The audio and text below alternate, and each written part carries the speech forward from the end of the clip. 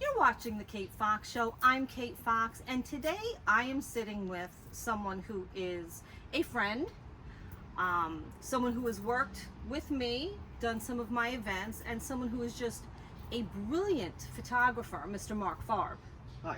Hi! And you're all giddy now. No, it's favorite topic. Well, it's what you do. And I've been lucky to have you shoot a number of things that I've been at or that I've promoted. Yeah. And just the images that you do, but you've been doing this for a while.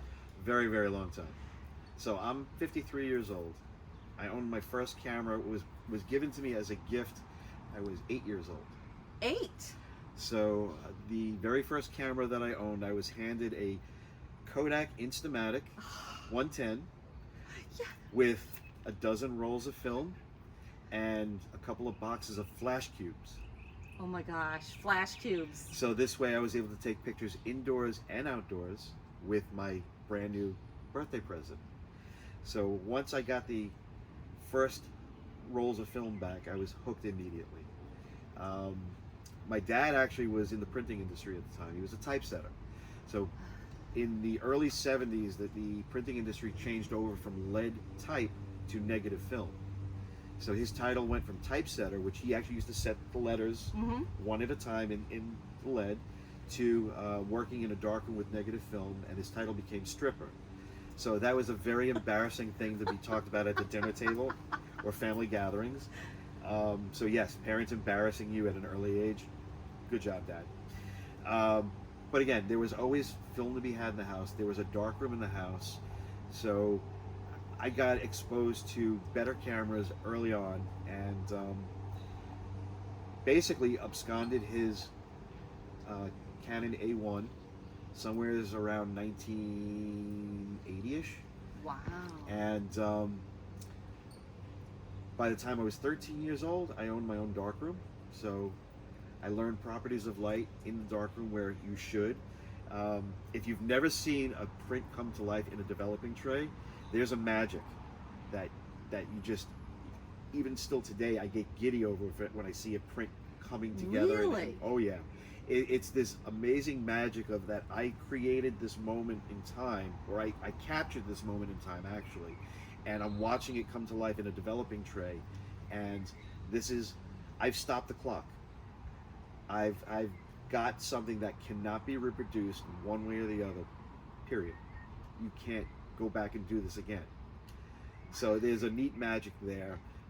The fact that film is a 4-letter word, but it's something that's really neat, and they have it or over the years has transformed hundreds of different ways. So two of the toys that I actually have that I've acquired more recently in the last 10 years, things that I wanted when I was growing up and I couldn't afford. So you've got the 4x5 graphic there, Wow. which is kind of neat.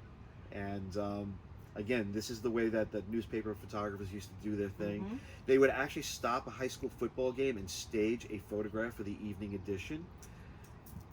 Oh yeah, they would actually stop the game and then pose everybody out on the field because, well, let's face facts. Well, true. It's not 15 frames a second. Well, but you don't think, now I would never think of that. You shocked me because I don't think of what goes into it. Right. So then you have photographers that would go out and capture news events, and there are times that they would actually have to stage events and do stuff, but then there are times that they're able to think ahead and capture a moment as it's happening. So again, there's a craft, understanding different things, and there are times that you get it and there are times that you don't. So even with digital imagery, if you're shooting something, having a blurry image or something that's not quite in focus is better than not having anything, because at least creatively you've got something. Right. So you don't want to get jammed up on the technical. And then of course what I've got sitting here, this is an RB67. That is a wedding photographer's camera from the 70s, early 80s. This was something that, again, growing up and learning about photography and professionals, this was thousands and thousands of dollars that I couldn't afford growing up. and it's obscene what I actually picked it up for, which I'm not going to mention. But again, being able to shoot medium format film when I wanted to or do. So I've done medium format film, I've done digital medium format. I still shoot film periodically. I've got film. I was just going to ask you that. I've still got film in the refrigerator, and I do have some very expired rolls of film that I can't wait to shoot because I can't wait to see what they look like after they're processed. Oh. Because they've been expired for more than 10 years. So a friend of mine who actually works for a film manufacturer used to carry samples and keep them on the tables during events. He used to throw me packs of film, after the event was over because they would give it away for free to students. And we were talking, he goes, I don't have anything other than these expired rolls that have been in my car for years. And I'm like, I'll take those. And he's like, well, why do you want those? I'm like, because they've been in the hot, the cold, the hot, the cold, freezing, 1,000 degrees. So these are aged to the point like I can't wait to see what they do. And I'm saving them for something special that I haven't figured out yet, but I will shoot them, and we'll print and develop those, or develop and print them, and get some really cool images. Oh, that's neat. So I've got 4x5 view cameras, I've got 8x10 view cameras, I have a sickness. I have lots of cameras. You have a lot of cameras. I've seen some of your cameras. You have, but this is what you do also. It's like a makeup artist who has, trays and trays of makeup. Not a great comparison, but you have the tools of your trade. Well, and the fun part about it is I'm friends with people that work for all the manufacturers, and I shoot 4 different brands side by side. And even when I go out and do events, like I've been in Giant Stadium and I've done the selfies from the sideline, and I've got a C and an N camera with me at the same time, and I get text on the field from them like, what are you doing? The photographers that I'm friends with are like, how do you do that? It's right brain, left brain. I'm like, guys, there are 6 functions on the camera that you use. It's just a matter of button placement and remembering which one you've got in your hand. All the other stuff that's in there, who cares? It's just there are 6 things that you need to remember. So it's easy. Well, again, for you, for the layman, not so much. For you, because it's part of you. It's what you do. So it's going to be a lot easier for you than some others of us.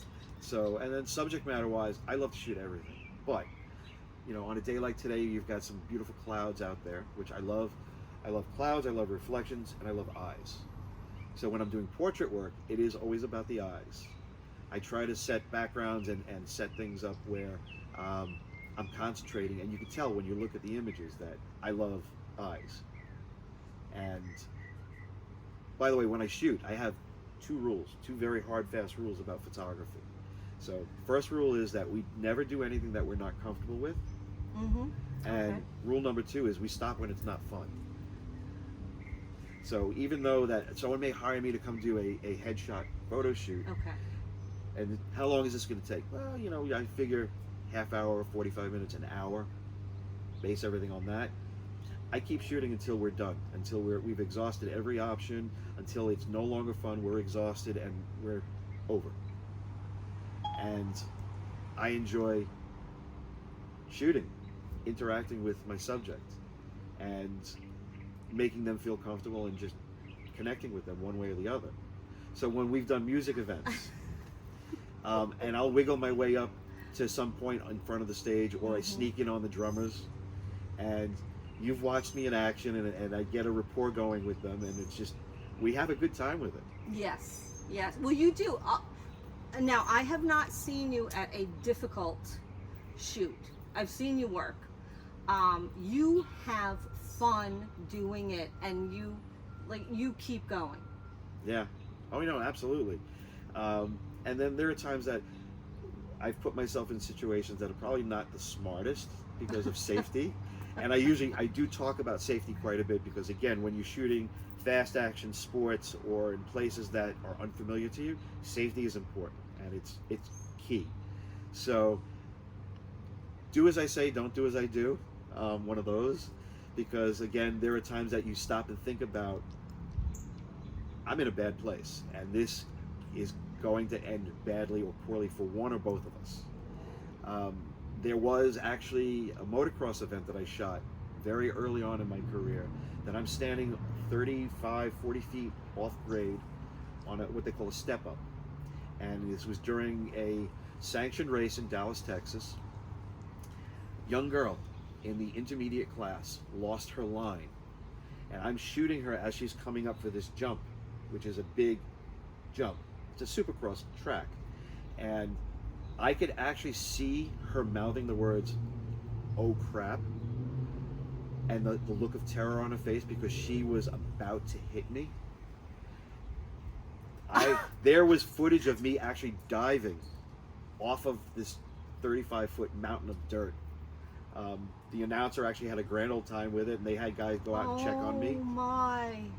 I've been on a sideline where I had an entire defensive line from the Vikings land right in front of me, where other photographers that knew me came running around because they thought I got caught underneath the pile when everybody else ran. I stood my ground, and I just kept shooting. So, you know, you're into it and you don't think about things in the moment, but there are times that you've really got to stop and think about, where am I? What am I doing? Well, you know what?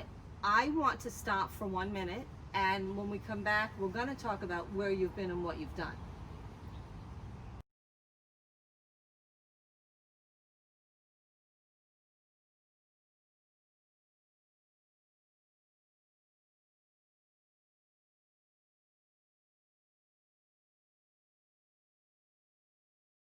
And we're back, and I am talking with Marc Farb. And Marc, places you have been. You have, I mean, you shoot concerts, you do portraits, you do headshots, motocross you just told us about. I've seen some crazy, I'm going to say desert derby, because I know I'm not going to say it right. Off-road. The off-road things that you've done out in Las Vegas. You've been on the football field. You've been up in the airplanes with the Blue Angels? Not the Blue What Angels. am I saying wrong? The Golden Knights. The Golden Knights, thank you. I would kill for an opportunity to go up with the Blue Angels. Blue Angels. That'd be a dream come true, but that's not something that's done easily. And there's a lot of training involved. There's a lot of testing. I do actually have a friend who has been certified and does go up on training missions, and he does photograph fighter pilots and dog fights and different things for a couple of different magazines. It's not something that everybody can do, and it's like the brass ring of photography, especially in aviation photography. I belong to an organization called ISAP, which is the International Society of Aviation Photography. Okay. This is a group of several thousand members globally, and not everybody's active, but there's some of the most incredible aviation photography in the world there, and I can only aspire to be as good as the people that I shoot with there. It is the coolest thing in the world to sit at a dinner table at midnight with 8 or 10 of these guys as we're editing images from a day's event, and we go around the room joking about, so how many frames did you shoot today? And you know, you've got you would think, 100, 200, so 8,000, 9,000, 14,000. Because I've seen your numbers. So then the question comes up from somebody who goes, how many of them are actually sharp? And then we start laughing and joking about it, because again, something like that, there are conditions when you're shooting that not every frame is a keeper, and you've got to be very stringent on what you're doing. And I've learned a lot from these guys. There are several people within this organization that I idolize and look up to. They're mentors, and besides being friends, I look at their work as being a standard. And the coolest part about these guys is that there is no competition. It is when we get together, we do events, and there are like 2-3 day events, and there's a learning piece in there. We sit and talk about each other's work. We talk about what we did right, what we did wrong, how can we improve, and we'll grade and critique each other's work. And there are times that it can be brutal, but it's done in a constructive way. So it's a great learning experience. So for anybody who's into photography, not every picture will be a Pulitzer Prize winning photograph. Don't be afraid to have somebody look at something and give you a critique, good, bad, or indifferent. There was a photo editor that I've worked with from National Geographic, and they referred to this guy as the Terminator. I've actually watched him reduce grown men to tears. And the very first time he sat down for an edit and critique on my stuff, I'm like, I don't know that I'm actually ready for this. And it was a lot different than I expected. So he just looked at the body of work and looks at me and goes, "You've done this before, haven't you?" Because it was actually during a workshop. And I was like, "Yeah, why?" He goes, "This is really good stuff." And I'm like, "And?" No, and. I want to cry. No, and. But the payback came actually later in the week because I was working with a customer who was having a hard time shooting.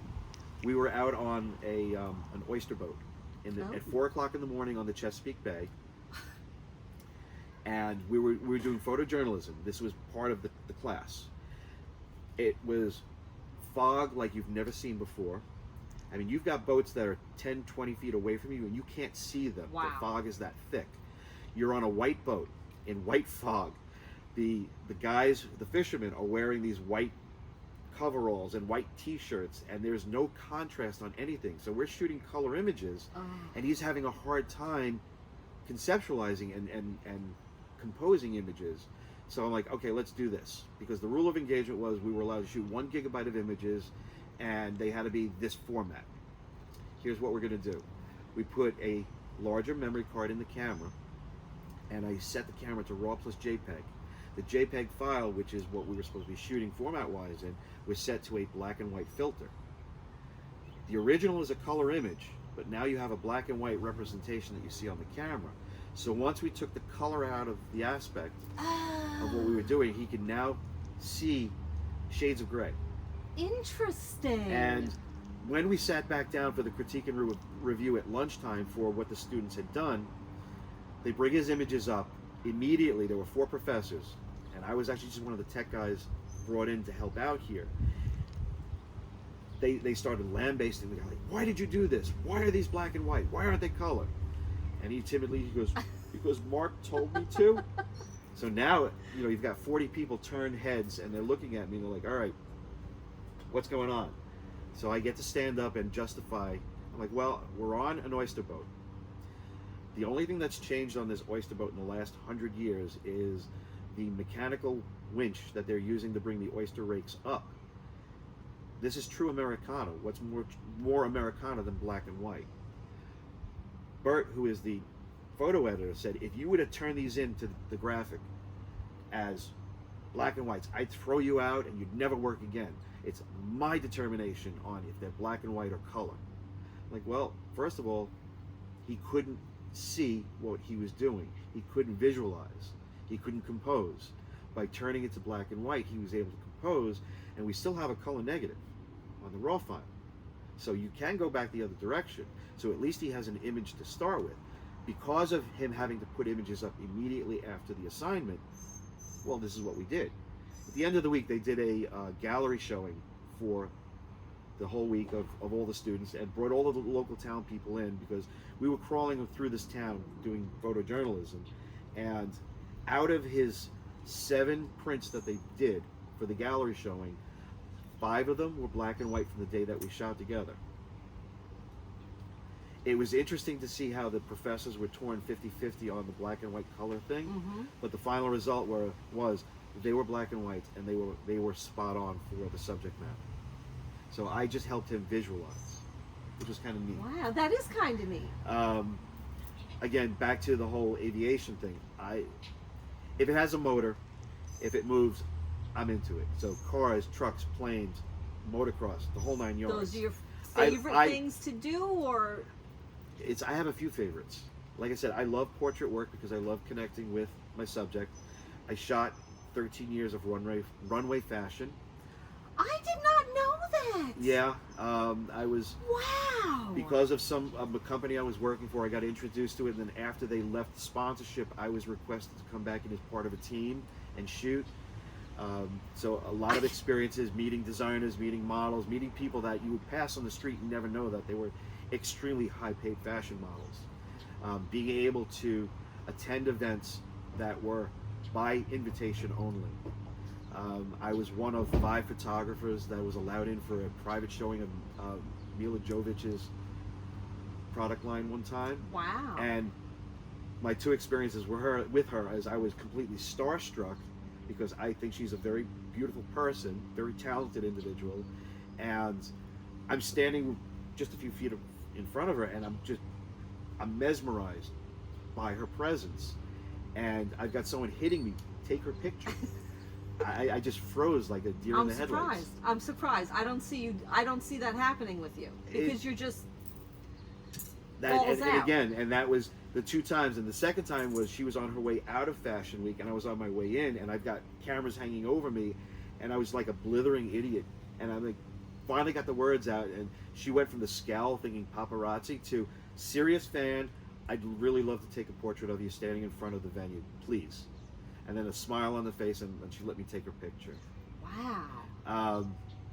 Again, the aviation, because of ISAP, I've been privileged to be at different places, do different things, and gain access to working with different people and places that I would never be able to do as a local citizen. You know, you can pay to get up in an airplane and shoot air to air, and you can pay to do different things, which cost a lot of money. And it's, again, not an easy thing. So going back to that whole Blue Angels thing, that's a lifetime wish that it will probably never come true, but I can only hope and pray that someday it does. I have been up in other types of aircraft. I have had the opportunity to shoot with different people. The Golden Knights, all Army Ranger paratroopers. I've been to their training camp because of ISAP. Those guys have brought me into different places that I can never go on my own, which is really cool. Shooting the off-road stuff for the Mint 400, shooting off-road on my own, shooting motocross. I used to ride motocross as a young man, so as you get older and realize the body doesn't heal as quickly, so now I get to live through my images of the riders. The love of music, so concert photography is something that I absolutely love to do. So again, and being able to connect with them because they're artists, and when you make it personal, they make it personal. Yes.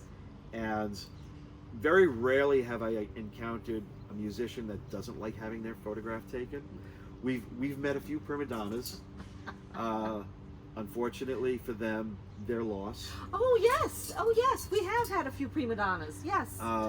But again, there is nothing that I haven't photographed. I've been lucky enough to do freelance work where I've worked inside of a hospital. Okay. I've done portrait work outside the hospital. I've done event work for them, but I've also been in the operating room to do a procedure. Really? Which was part of the teaching part of the hospital, which was really cool. Even better than that was the fact that they were more amazed that I did not get in their way while they were doing the procedure. And I'm wearing a wraparound lead coat because they're working with X-ray. Oh my. So I'm wearing 100 pounds of lead as I'm shooting in a suit and tie because I've got to blend into the staff. Wow. Oh. Hospital, airplanes, motocross, football fields, product photography, runway. Again, there isn't anything that I haven't photographed. I've been asked to do weddings, but because of the companies that I've worked for to actually pay the bills, my schedule is so radically different all the time. You can't really do it. I can't commit to it, no pun intended. We're going to take one more break, and I have a couple more questions for you.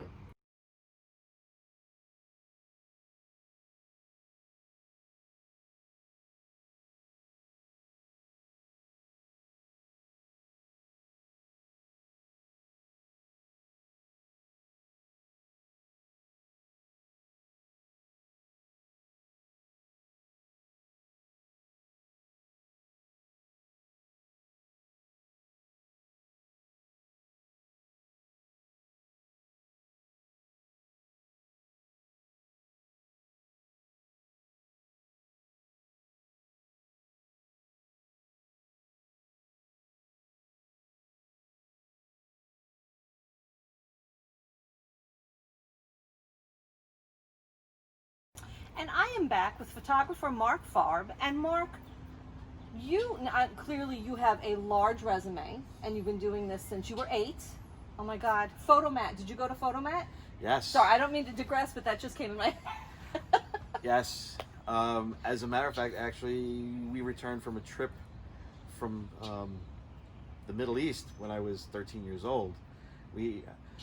At the age of 13, I was given a choice: bar mitzvah here locally with a big party and lots of friends, or a once-in-a-lifetime trip to do Egypt and Israel.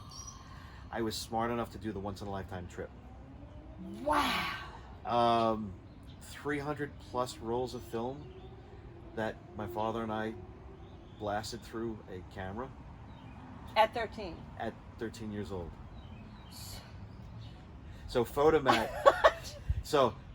was very excited to see him, because that was a very big chunk of change even in those days. Oh yeah.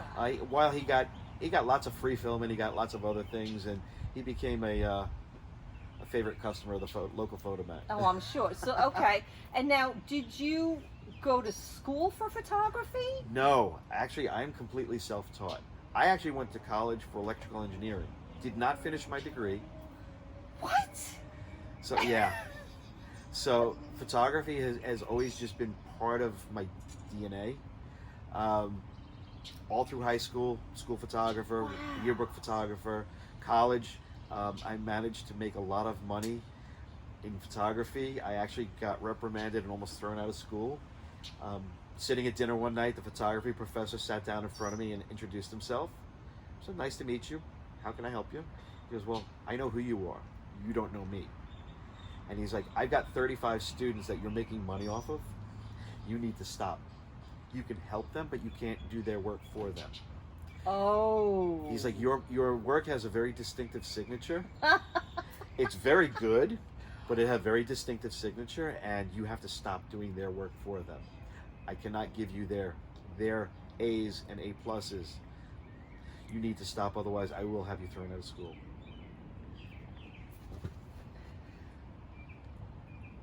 Yeah. So that's what happens. Thank when, you, because- that's what happens when you go to college with very wealthy people who have the means to pay you to do what they don't want to do, because it's a goof class to them, but you enjoy doing it.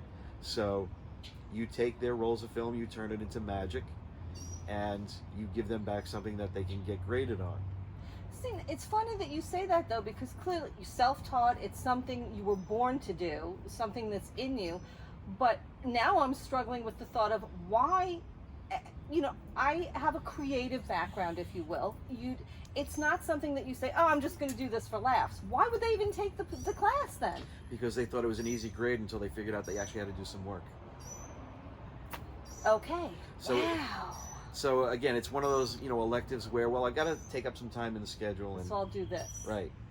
And then they realize, wow, I've actually got to put effort into this. Yeah.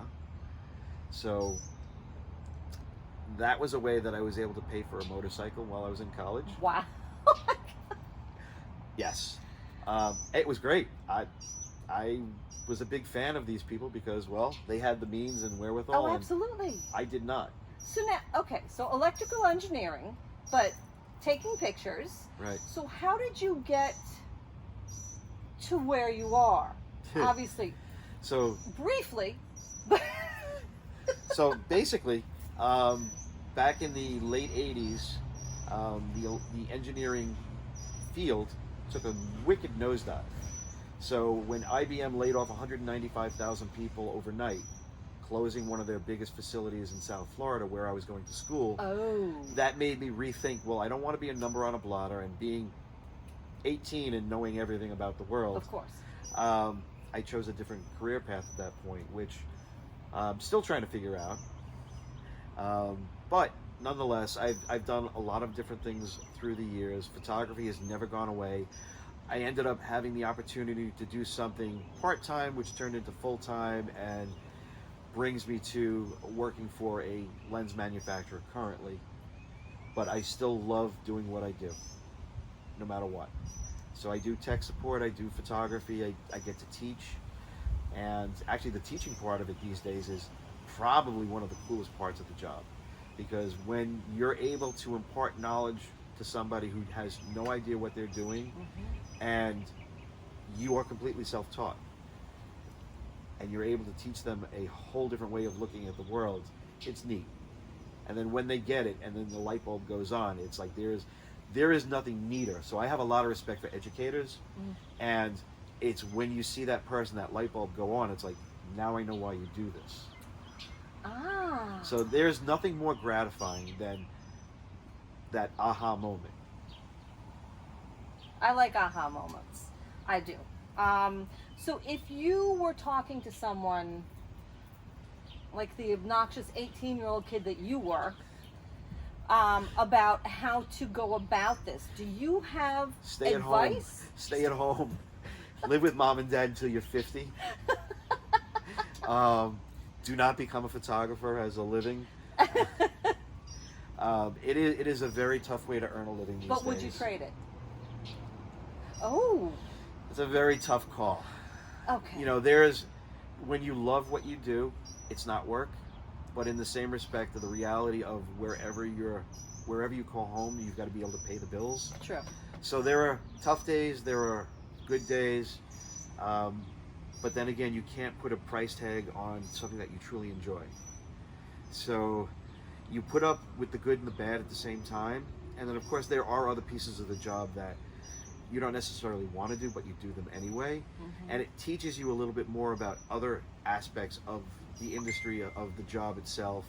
And while I would be heartbroken if this ended tomorrow, I still would have a hard time figuring out what the next step is. You know, but in the same respect, I don't know. You know, there are other things that you just have to stop and work the problem. But it is something that I really love. It's a tough call. Well, and it's very clear. You know, I've seen you work. I've seen your work. Obviously, and I've worked with you, which was a lot of fun, and we did have a lot of fun. We do. And so, if people want to learn more about you, or at least see your work, I know you have an Instagram account. Is that the best place to go? Probably Instagram or Facebook, or message me directly. Because of working for a manufacturer, I tend to be a little bit more quiet about things. Okay. You know, when you're dealing with manufacturers, you've got to keep a squeaky clean persona, because people judge without knowing you. Yes. I actually had a post on my Facebook account many years ago that was part of a thread of politically incorrect music albums or album covers that you could not do today. And somebody from the Midwest complained that I had something that was very distasteful on there. But this was actually a legitimate album cover from the 70s of an R&B artist that sold millions of copies of this album. Wow. And this is something that you could not do today. And that was, you needed to read the thread to understand that this was a conversation about politically incorrect and what's acceptable these days. Right. So, wow. Comedy, movies, Mel Brooks, an absolute comical genius, mm-hmm. he could not do Blazing Saddles today without coming under major fire. Well, a lot of stuff couldn't be done today, which right. is, baby, it's cold outside. I have this conversation with my producer and you know, your fellow photographer Charlie all the time, because it's ridiculous. Right. Who am I going to offend by what's there or what's not there? Yes, and you do have to watch it. So. And even still, we're pointing out to my children that it's not what you say, it's how somebody takes it. So there was recently a young girl who lost a scholarship because somebody misinterpreted a post that she put on social media. Which is actually, that's a whole other lesson that we're not going to get into. No, because kids, everyone can see what you put out there, whether you think they can or not. And once it's out there, it's out there. Yeah, it doesn't go away. So, you know, there's a reason that I grew up in a time when there was no social media, because it wasn't documented. Thank God. So, you know, there is that. But again, I try to be very mindful of people in general, and you know, regardless of whoever, whatever, however, and beliefs, I take all of that into account when I'm doing things, even when I'm working. I'm very mindful of the person on the other side of the camera. I'm very mindful of the parent part of me comes out. So when I work with people, I don't care how old they are, I'm worried about their safety. I'm worried about their comfort. I'm worried about how everything is perceived. So it's like, no, we don't want to do that, because that's not going to be a good look for you, or that could come back to bite you later. Right. Why don't we think about this instead? Which is what you're just illustrating, is it's not just point and shoot. No. There's so much more that goes into it. Correct. You know, there are images that never see the light of day. There's fun stuff, things that you could share, and there are different things. While I was doing some contract work for the Jets, as a matter of fact, one of their sponsors had a sausage eating contest prior to the game. Premio Sausage, huge sponsor. There is no politically correct way to take photographs of people plowing through a pounds of sausages. And the young lady that actually won this contest among 7 people was this young, frail little thing from Sweden. Oh my gosh. And I have a couple of images that are just hysterical. You realize the video is shaking right now. I because do. Our cameraman is I laughing. do, because there is no politically correct way of showing this young lady putting this 400-pound mammoth guy sitting next to her to shame as she's going through this plate. Still shaking. Entertaining, funny, but true. And this was something that was going into the yearbook for the sponsorships, and this is what they wanted. I gave them exactly what they were looking for, and these are funny photographs. I love it. And now, oh my gosh, that was a good laugh. So we're going to end on that note, because I want to say that you just had, what a great story. But just check out his work. You are, first of all, again, you're a dear friend of mine. You worked with me. I adore you. I love watching you work, because it's so clear you love it. Well, and as a closing thing, something about photography. It's not just about clicking the image, it's creating the story. It's about the memories that you create. It's the stories that you walk away with. It's the people that you meet, the friendships that you make. The camera is your gateway to be an artist in multiple levels, and everybody should embrace that. It's a great way to be creative. And what a great way to close. Marc Farb.